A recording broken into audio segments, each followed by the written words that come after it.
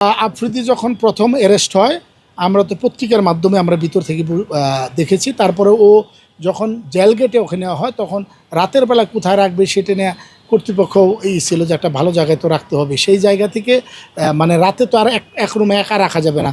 তখন তাকে জিজ্ঞাসা করছি তুমি কার পরিচিত কেউ আছে কিনা, তখন সে একটা নামই বলছে সিদ্দিকুর রহমান। তখন আমার রুমে আফ্রিদিকে এক রাত রাখা হয়েছিল এবং তখন সে খুব ট্রমার ভিতরে ছিল, কারণ এরকম পরিবেশ তো আসলে ওর যে এইজ, ওর যে জায়গা বা ওর যে সিচুয়েশন সেই জায়গা থেকে ও কখনো বিলো করে নাই।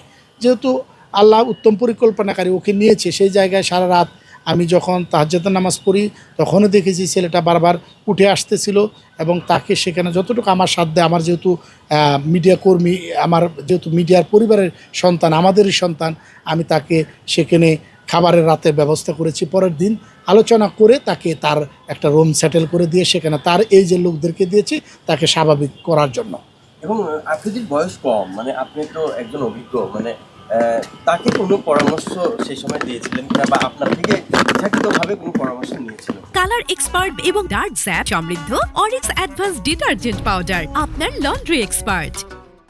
আসলে ও তো আমার অনেক পরে গিয়েছে, আমি যেহেতু তখন ওই জেলখানা থেকে খাপ খাইয়ে নিয়েছি। আমি যেহেতু দিন শেষে অভিনেতারা সব জায়গার সব পরিস্থিতি মোকাবেলা করতে পারে, তার জ্বলন্ত প্রমাণ আমি জেলখানায় দিয়েছি। সত্যিকার অর্থে যেটা, সেই পরিবেশে ওকে কিভাবে মানানো যায়, কিভাবে রাখা যায়, যতটুকু করা যায়, এবং সেই জায়গা থেকে আমরা বসে আলোচনা করে ওকে বোঝানো জায়গাটা ছিল। তার পরবর্তীতে কিন্তু তার বাবাও দুর্ভাগ্যবশত জেলখানায় অবস্থান করেছে। তখন বাপ ছেলে একসাথে, জিনিসটা খুবই দুঃখজনক আমি মনে করি বাংলাদেশের প্রেক্ষাপটে। অপরাধী হয়ে যদি বাপ সন্তান একসাথে প্রবেশ করে তাতে দুঃখ নাই, আমি মনে করি তাদের অপরাধ নাই। তারা আমার মতো নির্দোষভাবেই তাদেরকে ভিতরে দেওয়া হয়েছে। আমি আহত অবস্থায় আমি ভিতরে ঢুকেছিলাম, কিন্তু তারা বহিরে আহত হিসাবে যায়নি।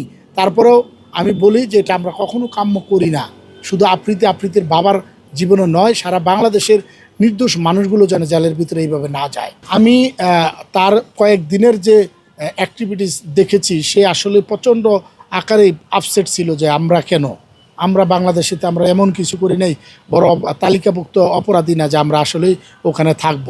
সেটা যাই হোক, পরবর্তীতে যখন তার বাবা এবং তার সে একই ছেলে ছিলেন তখন পরিবেশটা কিছুটা ভালো হয়েছে এবং খাপ খেয়ে নিতেই হবে, উপায় তো নাই। কারণ গন্তব্য অনেক দূরে ছিল, গন্তব্য আবার কবে হবে, কবে বের হতে পারবো সেটুকুলা কোনো নিশ্চয়তা ছিল না সেই সময়টাতে।